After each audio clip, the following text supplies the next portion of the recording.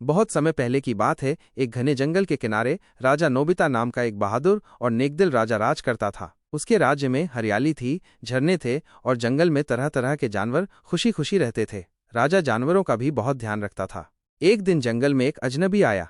वह एक चालाक जादूगर था जिसका नाम काला जादूगर था। वह जंगल के जानवरों को डरा धमकाकर अपने कब्जे में करना चाहता था। उसने एक जादुई जाल बिछाया जिससे जानवर एक एक करके गायब होने लगे। जब राजा नोबिता को ये बात पता चली तो उसने तुरंत अपनी सेना को बुलाया, लेकिन जादूगर के जादू के आगे किसी की एक न चली। राजा ने खुद जंगल में जाकर जानवरों से बात की। वहां उसे एक बूढ़ा और समझदार हाथी मिला जिसने कहा, राजा साहब, जादूगर का जादू सिर्फ सच्चाई और हिम्मत से ही टूट सकता है।